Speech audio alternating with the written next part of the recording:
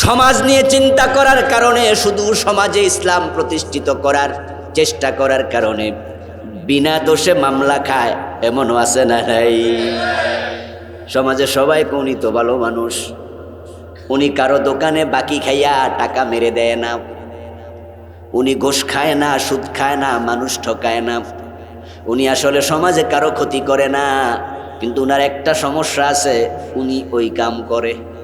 উনি কোরআনের আন্দোলন করে, উনি কোরআনের রাজনীতি করে, শুধু কোরআনের কথা বলার কারণে উনাকে আজকে জেলে থাকা লাগতেছে। অথচ ভালো মানুষ জেলখানায় হাজার হাজার চোর ডাকাত বুক ফুলাইয়া চলছে। ও প্রিয় ভাই, এটা ইসলামের ইতিহাস, তাকায়া দেখো। ভালো মানুষ আমির হামজা, কলিজাটা নাই। ভালো মানুষ ইমাম হুসাইন, দেহের মাঝে কল্লাটাই নেই। ভালো মানুষ জাকারিয়া আলাইহিস সালাম করাত দিয়ে দুই টুকরা হয়ে গেল। ওয়ায়াকতুলুনাল আম্বিয়া বিগাইরি হাক্কিন। কোরআনে আল্লাহ বলেন, শুধুমাত্র সমাজ নিয়ে ভাবনা চিন্তার কারণে এই জালেমগুলো আল্লাহর নবীদেরকে জবে করে দিয়েছে। ইয়াকতুলুনাল আম্বিয়া ইয়াকতুলুনান নবিয়্যিন বিগাইরি হক। ইয়াকতুলুনা এক বছর না বহু বছরের সিগা যারা জানেন বলেন। ইয়াকতুলুনা এক বছর না বহু বছর, নবিয়্যিন এক বছর না বহু বছর। তাহলে বহু বছরের শব্দ দুটো একসাথ করে আল্লাহ বুঝালেন, হত্যাকারী একজন নয়, অসংখ্য। আবার যাদেরকে মারছে তারাও এক দুইজন নয়, তারাও অসংখ্য। এই আয়াতের তাফসীরে প্রিয় নবী সাল্লাল্লাহু আলাইহি ওয়াসাল্লাম বলছেন, বনি ইসরাইলের লোকেরা একদিন সকালবেলা একসাথে 43 জন নবীকে জবেহ করেছে। একদিনেই 43 জন। আবার মারছে একসাথে, ধৈরা আইনা আইনা এক জায়গায় জড়ো করছে, শোয়াইয়া একসাথে 43 জনকে জবে করছে। সমাজ নিয়ে ভাবনা চিন্তা করা সহজ নয়, সহজ নয়। বিকাল বেলায় ওই নবীদের ভালো কিছু উম্মত ছিল, সাহসী উম্মত ছিল, তারা 120 জন একসাথ হয়েছে, হইয়া তারা একটা প্রতিবাদ সমাবেশ করছে। তারা মানুষরে কইছে, আমাদের নবীদেরকে কেন মারলা, কেন মারলা, কামটা তোমাদের ঠিক হয় নাই। রাসূলুল্লাহ বলেন, ওই বিকাল বেলায় 120 জনকে আবার জবে করে দিছে। এখন আমাদের সমাজে কিছু মানুষকে পাওয়া যায়, তারা ব্যক্তিগত জীবনে ভালো অন্যায় করে না, কিন্তু সমাজ পরিবর্তনের স্বপ্ন দেখে না। তারা শুধু কিছু কিছু ভালো কথা বলে, অন্যায় দেখে মুখ বুজে থাকে, চোখ বুজে থাকে, কথা বলে না। তারা দেখে অন্যায়ের বিরুদ্ধে কথা বললে জালেমরা জেলে দেয়, মামলা দেয়, হামলা দেয়। তুমি সুবিধাবাদী হয়েছ, যে অন্যায় দেখে চুপ থাকে সে বোবা শয়তান হয়ে যায়। অন্যায় দেখে প্রতিরোধ করার সাথে তোমার ঈমান জড়িত। ঈমান হলো 3 ক্লাস। আল্লাহর হাবিব বলেন, অন্যায় দেখার পরে যারা হাতে বাধা দেবে, প্রতিবাদ করবে, সরাসরি ক্ষমতা প্রয়োগ করবে। এলাকায় আমি আছি, এলাকায় আমি যতদিন থাকবো এলাকায় মদের আড্ডা দেয়া যাবে না। রাস্তার মোড়ে দাঁড়াইয়া রাতের 11টার পরে 5-7টা ছেলে সিগারেট টানে, গাঁজাও খায়। আপনি দেখেন, দেখার পরে পাশ কেটে চলে যান, এটা নয়। বরং আপনি দেখার পরে দাঁড়ালেন, দাঁড়াইয়া বললেন, এই পোলা তোমার বাড়ি কই, এই তোমার বাড়ি কই, রাতের 11টা বাজে এখানে কি করো, এখানে আড্ডা দিচ্ছ কেন? আমার বন্ধু 2-3 মুরব্বী যদি এরকম ধমক মারে, দেখবেন পরের দিন আর আড্ডা দেবে। কিন্তু সবাই পাশ কেটে চলে যায়। এখান থেকে শুরু হয়ে যায় সন্ত্রাস, এখান থেকে শুরু হয় চাঁদাবাজি, এখান থেকে শুরু হয়ে যায় গরু চুরি, এখান থেকে শুরু হয় ডাকাতি, এখান থেকে মাদকের আড্ডা জমে যায়। যারা দেখেছে সবাই পাশ কেটে চলে যায়। 10-12টা ইয়াং পোলাপান সিগারেট টানে। আমি যদি জিগাই, এই মিয়া সিগারেট খাও এখানে, তাহলে আমারও তো বেজ্জতি করতে পারে, বলতে পারে বাপের টাকা দিয়ে খাই আপনি কেডা, আমার একটা মান সম্মান আছে না, এজন্য কিছু কমু না, খাগ্গা অন্য মানুষের পোলা খায়, আমার কি আসে যায়। রাসূলুল্লাহ বলেন, তুমি 1 ক্লাস মোমেন্ট নও, 1 ক্লাস 5 ক্লাস মোমেন্ট সে, যে অন্যায় দেখার পরে ক্ষমতা প্রয়োগ করে। এলাকার মাঝে বসবে জুয়ার আড্ডা, তাসের আড্ডা, বিশাল মেলা হবে। কোন কোন এলাকায় গানের আয়োজন হয়, হাউজির আয়োজন হয়, বিশাল বড় যাত্রা প্যান্ডেল হয়, এমন আছে না? যদি আল্লাহর শুকরিয়া, আল্লাহর শুকরিয়া, এটা আল্লাহর রহমত আমাদের দেশের মাঝে আসছে, এটা ভালো দিক। যাত্রার প্যান্ডেলগুলো এখন কমে গেছে, বাউল গান এখন শোনে না। যারা গান গাইতো ওই জেমস, আয়ুব বাচ্চু, অনেকগুলার দেখা যায় এখন আস্তে আস্তে আমেরিকায় চলে যাচ্ছে। এবং বাংলাদেশের সিনেমার নায়ক নায়িকা তারাও এখন সিনেমার দর্শক খুঁজে পায় না। এখন পাড়ায় মহল্লায় মাহফিল হয়, আলহামদুলিল্লাহ, এটা ভালো দিক। এই পরিবর্তন কাজে লাগাতে হবে, এই পরিবর্তন কাজে লাগাতে হবে। অন্যায় দেখার পরে তুমি যদি বাধা দাও, তুমি এক নাম্বার মুমিন। রাসূল বলে সবাই তো ক্ষমতা প্রয়োগ করবে না, বাধা দিতে যাবে না। যদি এটা তুমি না পারো পাবিলিসানিহি, তাহলে তুমি মুখে কমপক্ষে মিছিল করো, মিটিং করো, স্মারকলিপি দাও, প্রতিবাদ করো। তোমার এলাকায় বিশাল যাত্রার প্যান্ডেল হবে। এখন এলাকার ইমামেরা মুয়াজ্জিনদের, মুসলিম মুসল্লিদেরকে সাথে নিয়ে বলবে চলেন একটু টিউনু স্যারের কাছে যাই, কমিশনার সাহেবের কাছে যাই, মেয়র সাহেবের কাছে যাই। সেখানে গিয়ে আমরা 10 জন, 20 জন, 50 জন, 100 জন, 200 জন, 500 জন রাস্তায় নেমে একটা মিছিল করি। এখানে মদ, জুয়া, হাউজি চলতে দেয়া হবে না। আমাদের এলাকায় সব যাত্রা প্যান্ডেল চলবে না। যদি তুমি মুখে বাধা দাও, তাহলে তুমি হবে সেকেন্ড ক্লাস মুমিন।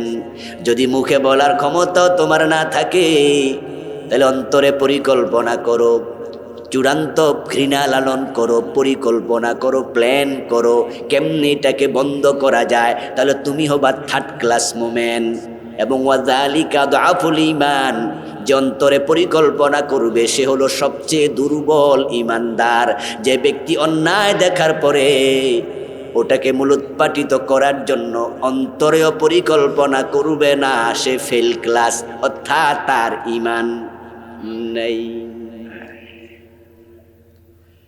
তাহলে সমাজের অন্যায় দূর করার জন্য কাজ আপনাকে ঈমানের কারণে করতে হবে, ঠিক কি না? আপনি না করলে তো ঈমানই থাকবে না। আমার বন্ধু, সমাজ নিয়ে ভাবতে হবে। সমাজ শুরু হবে পরিবার থেকে। পরিবারে যারা আছে তাদের প্রতি আপনার দায়িত্ব কি? ইসলাম, সামাজিক ধর্ম, ডাইরেক্ট ঢুকে গেলাম আমি মূল আলোচনায়। শুরু হবে পরিবার থেকে।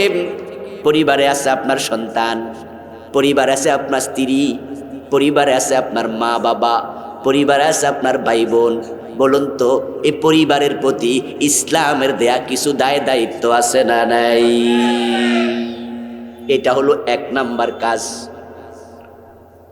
এখন বাবা মা তার সন্তানের প্রতি দায় দায়িত্ব পালন করছে না, না করার কারণে আজকে খারাপ সন্তান বেড়ে যাচ্ছে।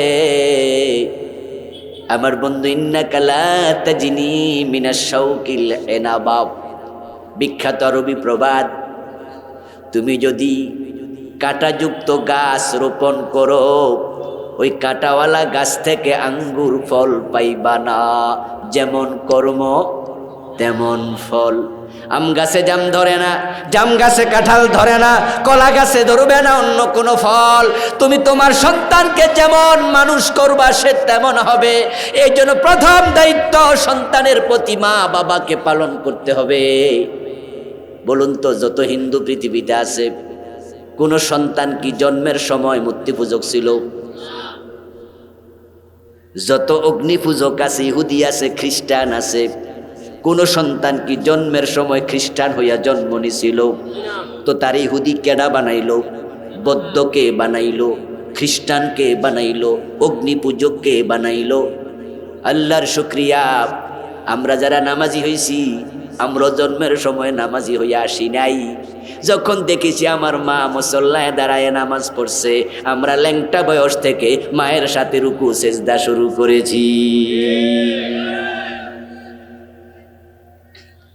قال النبي صلى الله عليه وسلم ما من مولود إلا يولد على الفطرة فأبواه يهودانه أو ينصرانه أو يمجسانه। প্রত্যেকটা শিশু ফিতরাত নিয়ে এসেছিল, আলাস্তু বিরাব্বিকুম ক্বালু বালা। এই চিন্তা, এই দর্শন নিয়ে দুনিয়া এসেছে, হিন্দু বৌদ্ধ খ্রিস্টান হয়ে আসেনি।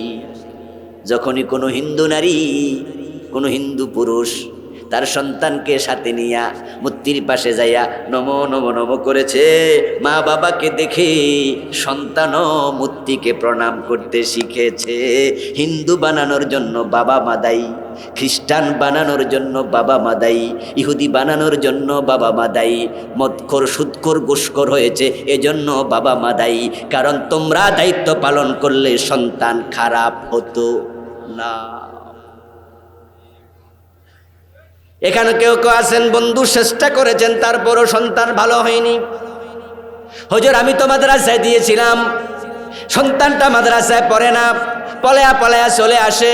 জামিয়া কাসেমিয়া ভর্তি করেছি, ইন্টারমিডিয়েট পর্যন্ত পড়াইছি, অনার্স লেভেলে গিয়া কয় মাদ্রাসার পড়মু না, ভার্সিটি চলে গেছে, কি করতে পারি? আমি চেষ্টা করার পরও হয় নাই। এটা যদি হয় সত্য, আল্লাহ আপনাকে ধরবে না। কারণ নূহ নবীর ছেলে একজন তার কথা শোনে নাই, মুখে মাফ করবে।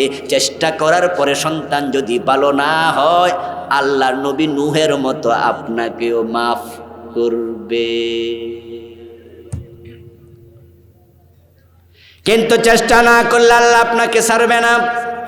তাই সন্তানদের প্রতি কিছু দায়িত্ব আছে, ওই দায়িত্বগুলো আদায় করবেন। প্রথম হক সন্তানের দেবেন, তারা আপনার হক দেবে।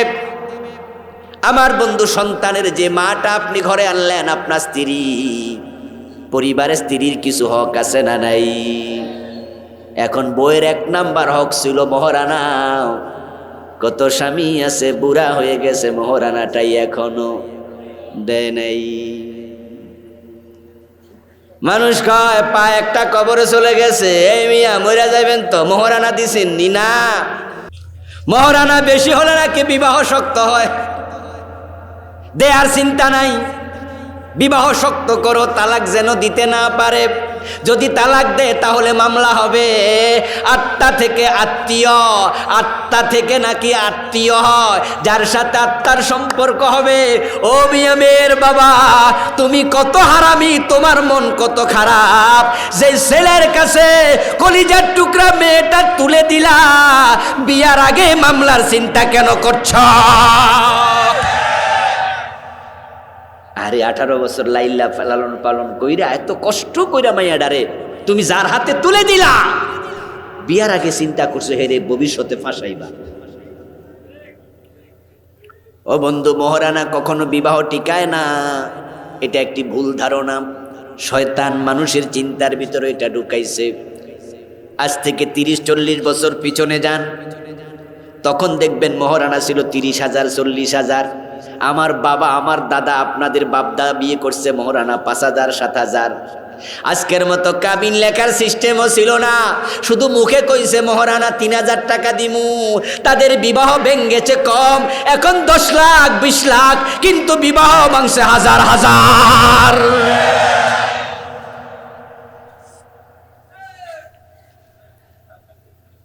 ওই 20 লাখ টাকা মহারানা বিবাহ ভাঙে নাই, এখন 20,000 টাকা মহারানা বিবাহ ভাঙে নাই, এখন 20 লাখ হওয়ার পরও বিবাহ ভেঙে যাচ্ছে। স্ত্রীর হকগুলো আদায় করবেন। সামাজিক দায়িত্ব যদি আপনি পালন করেন, স্ত্রীর হক আদায় করেন, তাহলে বন্ধু আপনার সংসার সুন্দর হবে। স্ত্রীর ভরণ পোষণ দিতে হবে, স্ত্রীর জন্য আলাদা বাসস্থানের ব্যবস্থা করতে হবে। সামাজিক দায়িত্ব লম্বা ওয়াজ, প্রতিটার দলিল ভিত্তিক কথা বলার সময় পাবো না। দলিল চাইলে বইটা লিখেছি, ব্যক্তি ও পরিবার গঠন ইসলাম, পৃষ্ঠা সংখ্যা অনেক, 350 বেশি না, 343। হাদিস এনেছি এখানে 500-র উপরে, অনেক দলিল। আজকে তো একদিনে সব কইতে পারবো না, জাস্ট হেডলাইনের মতো বলে যাই। স্ত্রীর জন্য আলাদা বাসস্থান দেয়া, এটা স্ত্রীর হক। এই দায়িত্ব হাজার হাজার স্বামী পালন করে না, বিশেষ করে যারা যৌথ প্রেমিলিতে থাকে। যৌথ পরিবারে স্ত্রীর জন্য আলাদা ঘর না থাকার কারণে দেবর বাসুর সবার সাথে বেপরদা চলা লাগে।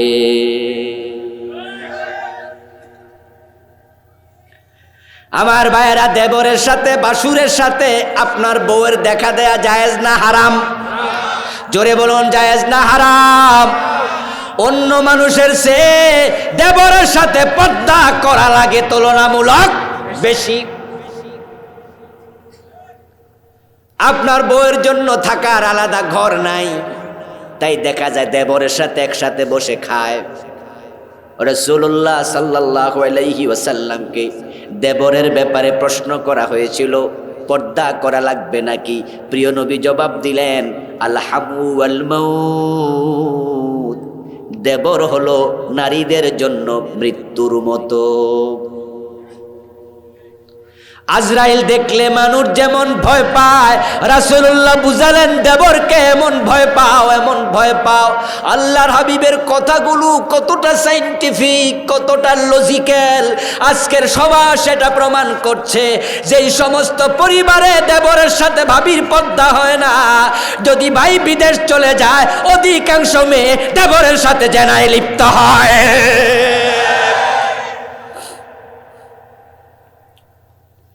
ছেলে বিদেশ চলে যাচ্ছে, বউ বাড়িতে দেবরের সাথে মিশতেছে, শ্বশুর বাড়ি যায় দেবর সাথে নিয়া, দেবরকে সাথে নিয়ে মার্কেটিং করতে যায়, দেবরকে সাথে নিয়ে সিনেমা হলে যায়। যেই লোকটার সাথে এত মাখামাখি, আপনার বউ ওই দেবরের সাথে ঘরে একসাথে ঘুমায়, দেবর ওই রুমে, আপনার বউ এই রুমে, এত মাখামাখির রেজাল্ট হিসাবে জেনা ব্যভিচার সহজ হয়ে যায়। এই জন্য আপনার স্ত্রীকে আপনার তার দেবর তার বাসুরের সাথে পর্দা করার আবশ্যকতার কারণে আলাদা বাসস্থান দিতেই হবে। স্ত্রীর হক, স্ত্রীর সাথে উত্তম আচরণ করা। বউ মানি আপনার দাসী নয়, স্ত্রী আপনার অর্ধাঙ্গিনী। নিজের দেহের প্রতি নিজের যেমন যত্ন আছে, সম্মান আছে, স্বামী তার স্ত্রীর প্রতি সমান যত্ন এবং সম্মান প্রদর্শন করতে হবে।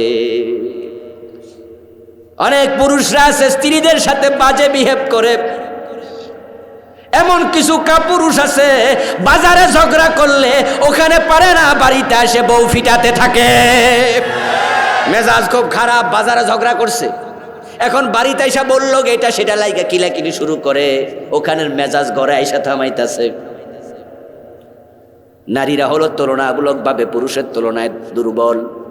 ও মিয়া, তুমি যদি এতই বাহাদুর হও, তোমার মতো সবল কারো সাথে লাইগা দেখাও, ঘরে দুর্বল পাইয়া বউ মাইরা বাহুদুরি প্রকাশ করো না। যারা বউ পিটায় তারা পুরুষ না, তারা হলো কাপুরুষ। বউ পিটা এমন দু চারজন আজকের মাহফিলও থাকতে পারে। আজ থেকে আর বউ পিটানো যাবে না। স্ত্রীর সাথে উত্তম ব্যবহার করো। প্রিয় নবী সাল্লাল্লাহু আলাইহি ওয়াসাল্লামের স্ত্রী মা আয়েশা বলেন, আমার রাসূল কোনোদিন কারো গায়ে হাত তোলে নাই, তার স্ত্রীদের সাথে নাই প্রশ্নই আসে না। বরং মা আয়েশা বলেন, আমি যে জায়গায় গ্লাসে মুখ লাগাইয়া পানি পান করতাম, আমার রাসূল ঠিক সেই জায়গায় ঠোঁট লাগাইয়া পানি পান করতেন। কোন হাড্ডি যখন চুষে রাখতাম, মাছের কাঁটা চুষে রেখে দিতাম, আমি মাঝে মাঝে প্রিয় নবীকে দেখতাম ওটা মুখে নিয়ে তিনি আবার চুষতেছেন। মা আয়েশা রাদিয়াল্লাহু তাআলা আনহা বলেন, রাসূলুল্লাহ আমার সাথে চাঁদনি রাতে মরুভূমির বাড়ির একটু দূরে মরুভূমির মাঝে খোলা মাঠে, ওখানে তিনি দৌড় প্রতিযোগিতা করতেন। দৌড় প্রতিযোগিতা, রাসূলুল্লাহ আমি দুইজনে দৌড় দিলাম, আমি হালকা পাতলা ছিলাম, রাসূলকে পিছনে ফেলে আমি চলে গেলাম আগায়া, সবার রাসূলকে পিছনে ফেলে দিয়েছি, আমি ফার্স্ট হয়ে গেলাম। কিছুদিন গেল, আমি যখন আস্তে করে মোটা হলাম, কিছুটা একটু মোটা হয়ে উঠছি, আল্লাহর হাবিব আরেকদিন কই চলো আয়েশা আমরা আজকে রাতে আবার দৌড় প্রতিযোগিতা করি। বউকে নিয়ে প্রিয় নবী আবার প্রতিযোগিতা করলেন। মা আয়েশা বলেন, ওই প্রতিযোগিতায় রাসূল আমারে পিছনে ফেলে সামনে চলে গেছে। ওই দিন প্রিয় নবী ফার্স্ট হয়ে গেল। ফার্স্ট হইয়া কয়, আয়েশা আগেরটার প্রতিশোধ নিছি। বউয়ের সাথে মজা করতেছে। এই জন্য স্ত্রীদের সাথে ভালো আচরণ করবেন, তাদের ছোটখাটো দোষগুলো উপেক্ষা করবেন। কথায় কথায় দোষ ধরা, এটা ভালো মানুষের স্বভাব হতে পারে না। কথায় কথায় দোষ ধরে কিছু মানুষ। সাংসারিক কাজে সহযোগিতা করবেন, স্ত্রীকে গালিগালাজ করবেন না। স্ত্রী যদি কখনো রেগে যায় ধৈর্য ধারণ করবেন। স্ত্রীর হক, যদি কারো একাধিক বউ থাকে সমান আচরণ করবেন। এখন বাংলাদেশে একাধিক বিয়ে যারা করে, যদি 100 জনে দ্বিতীয় বিয়ে করে, 99 জন প্রথম বউয়ের হক আর দেয় না। নতুন বউ পাই আগেরটা ভুলে যায়, নতুন সংসার পাই আগের সংসারের পোলাপানের খরচ পর্যন্ত দেয় না। এই দৃশ্যের কারণে এখন দ্বিতীয় বিয়ে বাংলাদেশে ঘৃণিত হয়ে গেছে। কেউ যদি দ্বিতীয় বিয়ে করে মানুষ তাকে চরিত্রহীন মনে করছে, তাকে চোখ খারাপ বলে ট্রিট করছে। অথচ ইসলামের মাঝে একাধিক বিয়ের অনুমতি আছে না নাই? আপনারা যারা একাধিক বিয়ে করার সামর্থ্য রাখেন করবেন। একাধিক বিয়ে করা জায়েজ, কিন্তু বউ থাকতে অন্য মেয়ের দিকে তাকানো জায়েজ নাই। আজকে বাংলাদেশে দ্বিতীয় বিয়ে খারাপ হয়ে গেছে এই স্বামীগুলোর কারণে। যারা পরেরটা পায় আগেরটা ভুলে যায়, তাদের কারণে মানুষ মনে করে দ্বিতীয় বিয়ে খারাপ। তাই এখন পয়সাওয়ালারা দ্বিতীয় বিয়ে করে না, কিন্তু জেনা ব্যভিচার করছে, উপপত্নী লালন করছে। 5 স্টার হোটেলে গিয়ে অন্য মেয়ের সাথে রাত কাটায়, চান্স পাইলে থাইল্যান্ডে চলে যায়। পয়সাওয়ালারা কত মেয়েকে রাখে সাথে। একটু পয়সাওয়ালা হলে, ভিআইপি হলে নিজের ফিয়েস, নিজের মোবাইল রিসিভ করার জন্য ইয়াং মেয়ে নিয়োগ দেয়। দ্বিতীয় বিয়ে খারাপ, কিন্তু পিএস মহিলা অসুবিধা নাই। ব্যবসায়িক কারণে যাচ্ছে মালয়েশিয়া, এখন উনি বস, উনার পিএস মহিলা, এখন সাথে এটারেও নিয়ে যায়। মালয়েশিয়া গিয়া 5 স্টার হোটেলে উঠছে, পিএস কই থাকে? কই থাকে? সাথেই থাকে। কারণ সেখানে তো কেউ কারোর জিগায় না কই থাকে। নিজের বউ জানে উনার পিএস উনার সাথে মহিলা, মাইন্ড করে না। কিন্তু যদি শোনে ও স্বামী দ্বিতীয় বিয়ে করছে, দাও লইয়া খারাইয়া যায়, বাড়িতে জব করে দিল। যেটা জায়েজ এটা হয়েছে হারাম, আর যেটা হারাম ওইটা হয়ে গেছে জায়েজ। সমাজের এই বিকৃতির কারণে দিন দিন জেনা ব্যভিচার বেড়ে যাচ্ছে। যে বাবা, যেই মা জেনা ব্যভিচার করে, তাদের সন্তান যদি অবৈধ প্রেম করে, ইউনিভার্সিটি পড়ে, কলেজে পড়ে, কানের কাছে মেসেজ এসেছে তোমার ছেলেটা কিন্তু একটা মেয়ের সাথে সম্পর্কে জড়াইছে, তোমার মেয়েটা কিন্তু একটা ছেলেকে ভালোবাসে, তখন তারা তাদেরকে বাধা দেবে। নৈতিক অধিকার তাদের আর থাকে না, কারণ নিজেই তো এই মামলার আসামি হয়ে বসে আছে। قال النبي صلى الله عليه وسلم من كان عنده امرأتان فلم يعدل بينهما جاء يوم القيامة وشقه ساقط। প্রিয় নবীজি বলছেন, যে ব্যক্তির অধীনে একাধিক বউ আছে, তাদের সবার সাথে যদি সমান আচরণ না করে, হাসরের ময়দানে আল্লাহর সামনে আসবে, তার পাজরের এক পাশ থাকবে না। এই জন্য যাদের একাধিক স্ত্রী আছে সমান আচরণ করবেন। তারপরে বন্ধু, স্ত্রীর দোষটি ক্ষমা সুন্দর দৃষ্টিতে দেখবেন। স্ত্রীদেরকে সাথে নিয়ে মাঝে মাঝে বিনোদনে যাবেন। স্ত্রীকে হেতুক সন্দেহ করবেন না। স্ত্রী যদি লেখাপড়া না জানে, স্বামী তোমাকে, তোমার দায়িত্বে স্ত্রীকে ইসলামের আইন, ইসলামের বিধান, ইসলামের এলেম তাকে দিতেই হবে। তুমি যদি চাও তোমার স্ত্রীটা তোমার জান্নাতেও স্ত্রী হোক, তাহলে স্ত্রীটাকেও জান্নাতীদের আদলে গড়ে তোলা দরকার আছে না নাই? আপনার স্ত্রী, আপনার সন্তান যদি জান্নাতে যাক আপনার সাথে আপনি চান, তাহলে একা মসজিদে গেলে চলবে না। ফজরের টাইমে যাওয়ার সময় নিজের যুবক ছেলেটাকেও সাথে নেওয়া লাগবে। কিন্তু হাজার হাজার বাবা আছে নিজে মসজিদে যায়, সন্তান ঘরে ঘুমায়, ফজরের নামাজের খবরটাই নেই। হাজী সাহেব হজ করেছে, অথচ নিজের মেয়েটা বোরকা ছাড়া কলেজে যায়, নিজের ইয়াং মেয়ে বোরকা ছাড়া কলেজে যায়। তার চুলের সৌন্দর্য, ঠোঁটের সৌন্দর্য, গালের সৌন্দর্য, বুকের সৌন্দর্য পরপুরুষ দেখতেছে। ও মিয়া, তোমার মেয়ে তো জাহান্নামী হয়ে গেছে, কথা তো এটা ছিল না। তুমি তো জান্নাতি জীবন গঠন করছো, তোমার মেয়েকে তুমি এভাবে ছেড়ে দিয়া দায়ুস হয়ে গেছো, দায়ুস। এই তুমি হজে গিয়া শয়তানরে পাথর মারছো, অথচ তুমি নিজেই তো শয়তানের কাজ করছো, ঠিক না? শয়তান মানুষের কি করে জাহান্নামে নেয়? শয়তান মানুষের জাহান্নামে নেয়। তোমার যুবতী মেয়েটা তো এলাকার হাজার হাজার যুবকরা জাহান্নামী বানাইছে। তুমি বোরকা ছিলাইয়া দিলে এত যুবক জাহান্নামী হতো না।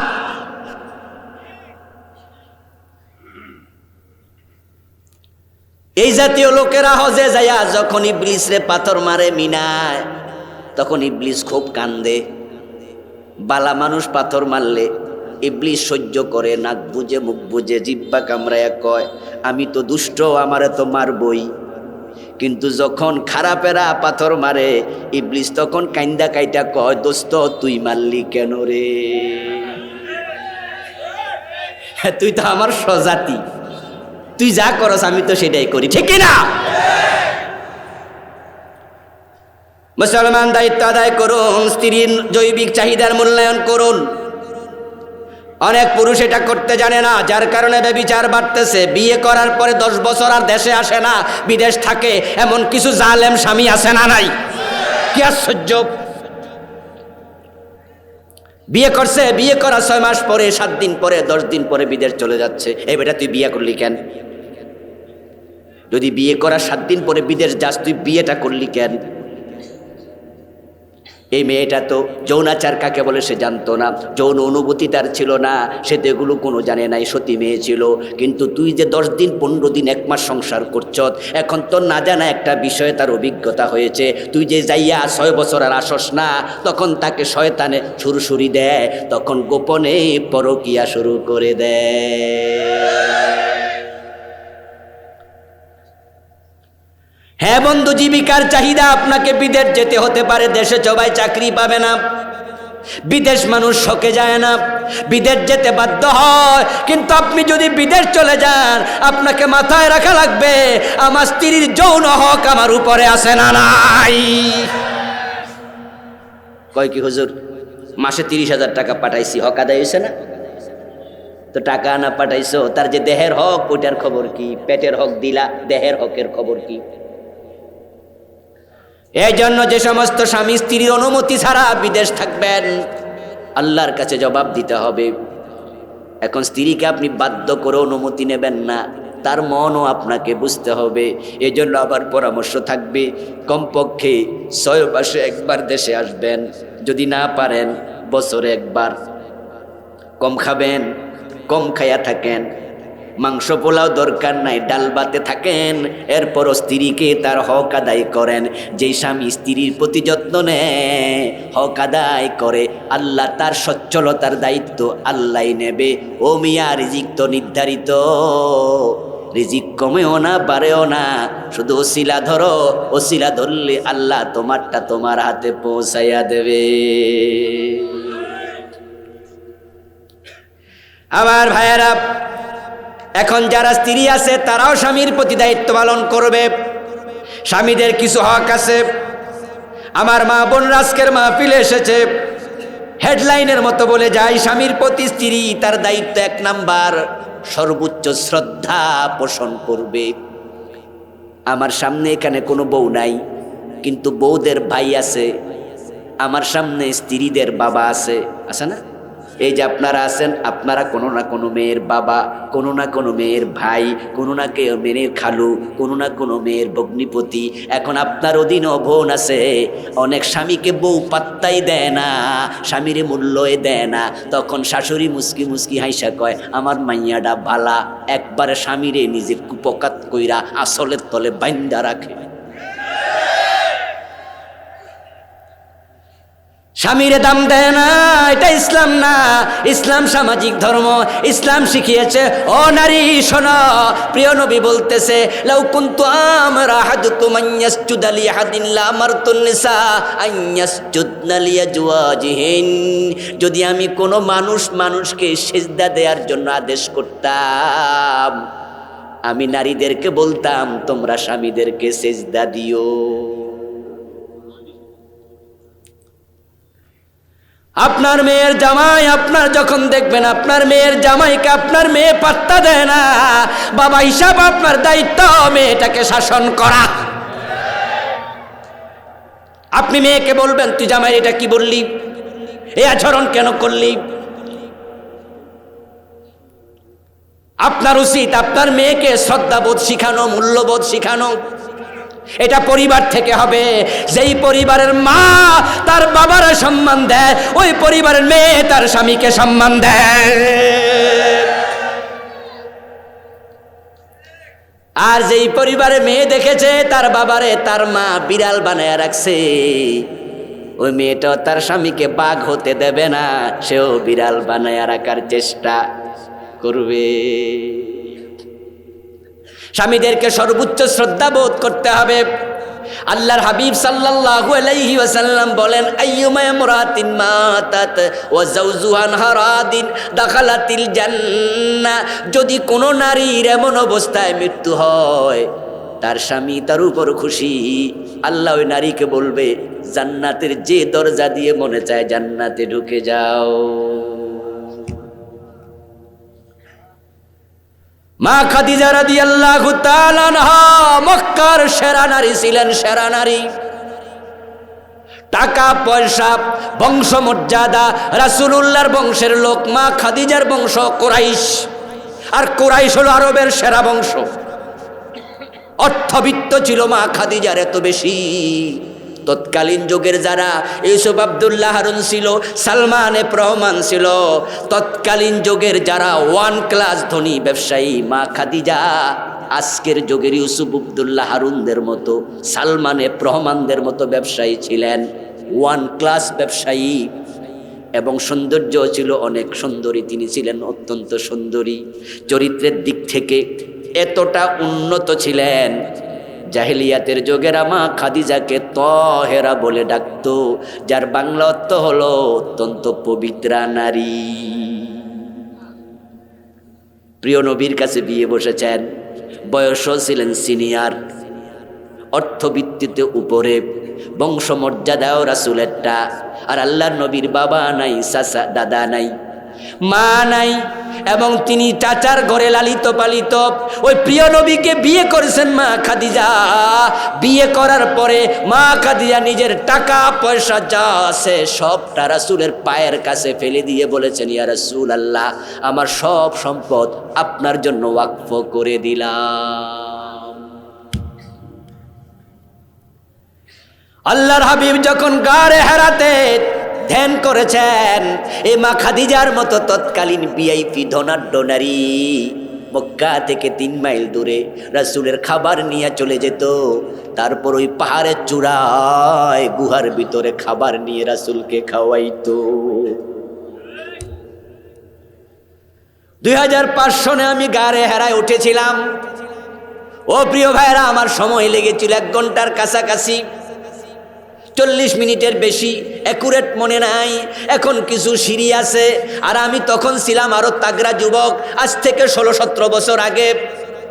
এমনি তো আমি চিকনা চাকনা মানুষ, এরপরও আমার বারবার রেস্ট নেওয়া লাগছে, জিরানো লাগছে, বৈশা বৈশা পানি খাইছি, তারপরে চূড়ায় উঠছি। আর বারবার মা খাদিজার কথা মনে হয়েছে। একজন মহিলা মানুষ, বয়সও তো বুড়া হয়ে গেছে, স্বামীর প্রতি কত ভালোবাসা থাকলে এই পাহাড়ের গুহায় এত কষ্ট করে উঠছে। সামাজিক দায়িত্বের মাঝে এটা অত্যন্ত ইম্পর্টেন্ট। স্ত্রীরা স্বামীদেরকে সম্মান করবে, স্বামীর আনুগত্য করবে, স্বামীর সাথে সর্বদা হাসি খুশি থাকবে। স্বামীরা বাহিরে কাজ করে, রিক্সা চালায়, ঠেলা চালায়, দিনমজুরি করে, কুলিগিরি করে, বাজারে ব্যবসা করে, চাকরি বাকরি করে। এমন স্বামীও আছে চাকরি করে সায়দাবাদে, বাসা হলো গাবতলিতে, লোকাল বাসে চড়ে 1.5 থেকে 2 ঘন্টা দাঁড়ায়া দাঁড়ায়া তারপরে মাগরিবের পরে বাসায় পৌঁছে। আর আপনি যদি তাকে বাসায় পৌঁছার পরে বলেন চাইল নাই, ডাইল নাই, তরকারি নাই, এটা নাই, সেটা নাই, তখন তার কষ্টে মনটা কোকিয়ে ওঠে। এজন্য বলছি প্রিয় মা, প্রিয় বোন, যত অভাব থাকুক না কেন, তোমার স্বামী যখন ঘরে ফিরবে তুমি একটু সেজে গুজে তাকে অভ্যর্থনা দেওয়ার জন্য হাসি মুখে দরজায় দাঁড়াইয়া থাকো। তোমার হাসি মুখ দেখার সাথে সাথে তার পুরা দিনের ক্লান্তি দূর হয়ে যাবে।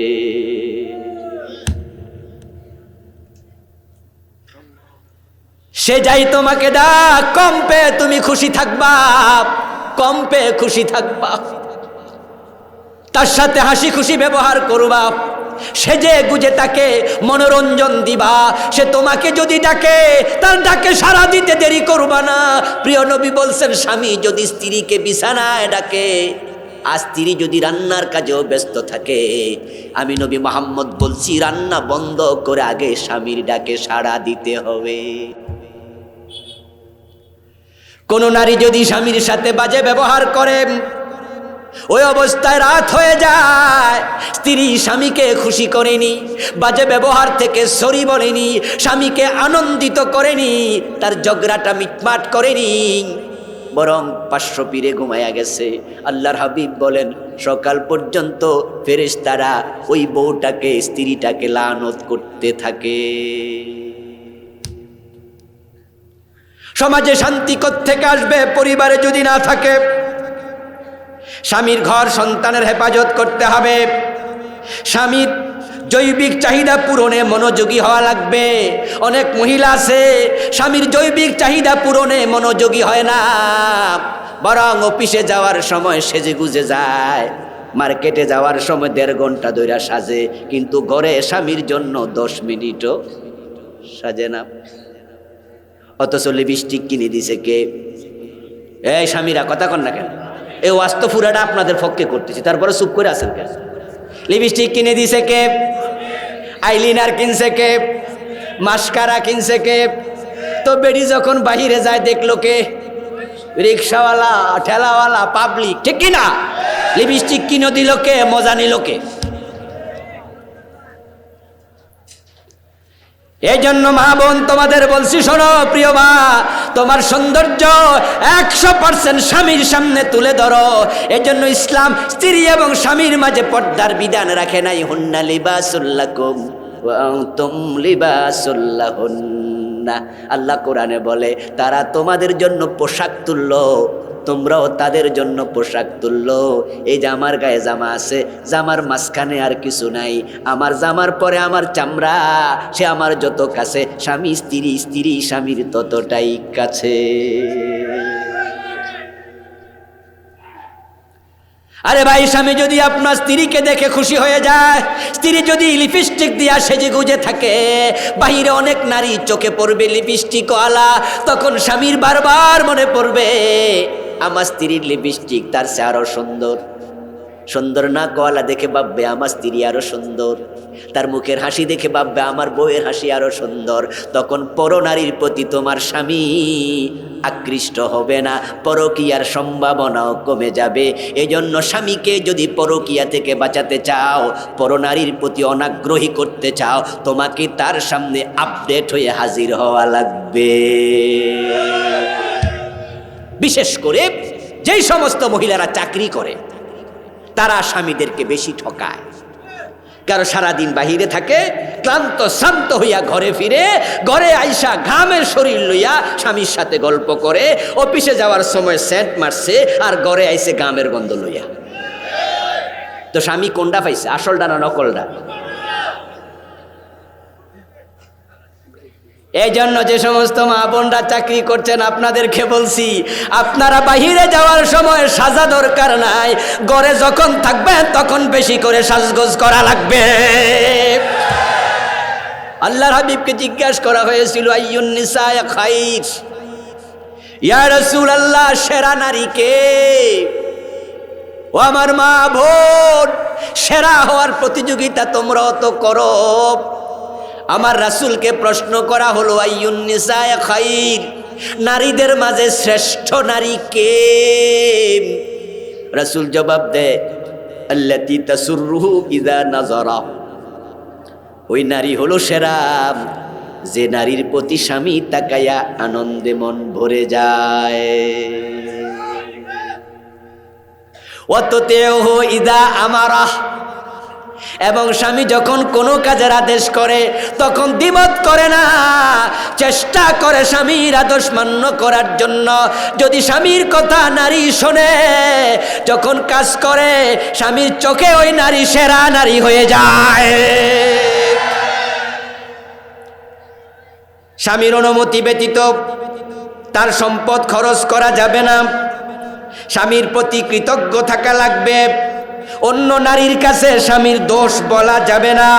স্বামী যদি কখনো রেগে যায়, ধৈর্য ধারণ করো। স্বামী রেগে গেলে চুপ করে থাকো, ঝগড়া করিও না।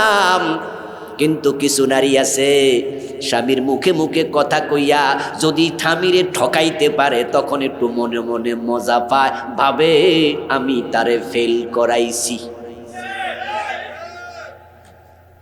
ও প্রিয় বোন, স্বামীকে শাসন করে গোলাম বানায়ো না। তুমি যদি তোমার স্বামীকে শাসন করে, তোমার স্বামীকে রাব বিহেভ করে গোলাম বানাও, তাহলে তুমি হইবা গোলামের বউ, তোমার পরিচয়টাও নিচে নেমে যাবে, ঠিক না? স্বামী যদি গোলাম হয়, বউ কি? কার বউ? কার বউ? এজন্য আমি বলবো, মা, তোমার স্বামীকে রাজার আসনে বসায়া তুমি রানী হয়ে যাও। স্বামীরে গোলাম বানাইলে তুমি গোলামের বউ হইলা, আর স্বামীরে রাজা বানাইলে তুমি রানী হইলা।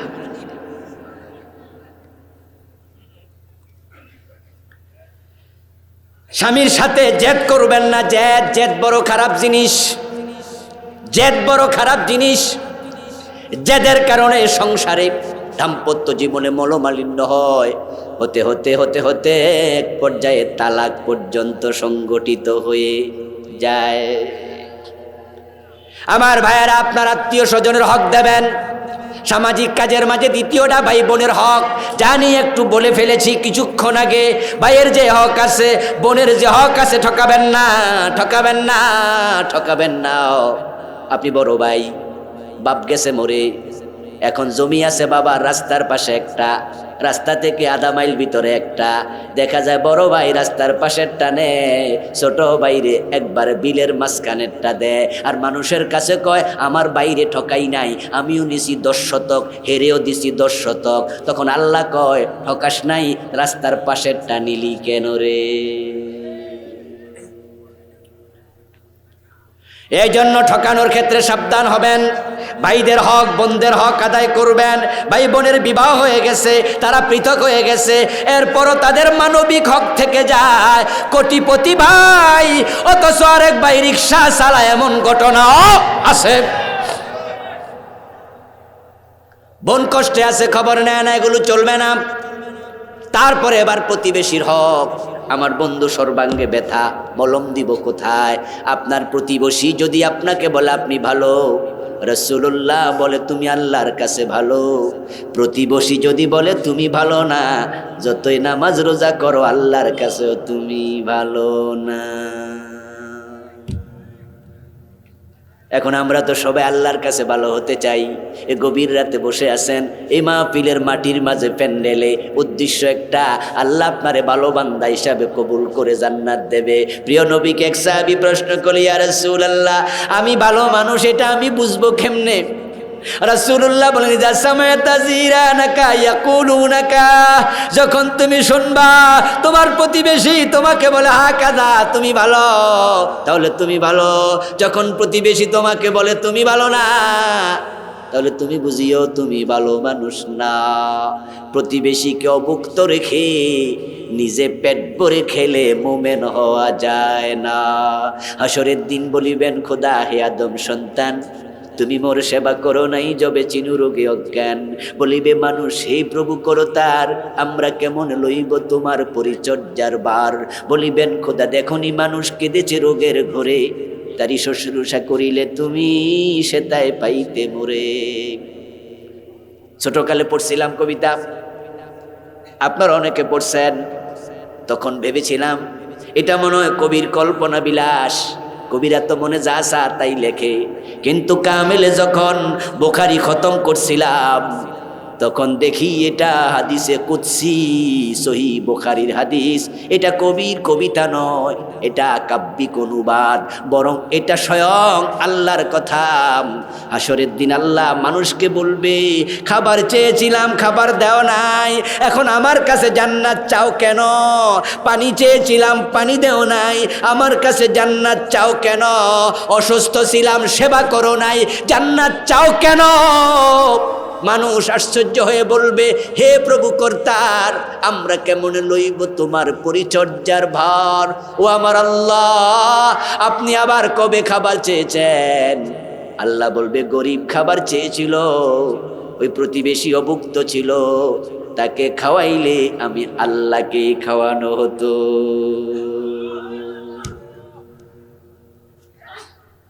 তোমার প্রতিবেশী অসুস্থ ছিল, তার সেবা করলে আমি আল্লাহর সেবা করা হতো। ও প্রিয় ভাইরা, মেরাজের রাতে প্রিয় রাসূলুল্লাহ সাল্লাল্লাহু আলাইহি ওয়াসাল্লাম জান্নাতে ঢুকেছেন। তিনি বলছেন, দাখালতুল জান্নাহ ওয়া রাআইতু রাজুলান ফিহা ইয়াতাকাল্লাবু। আমি জান্নাতে ঢুকে দেখি আল্লাহর এক বান্দা জান্নাতের সব জায়গায় বিচরণ করছে।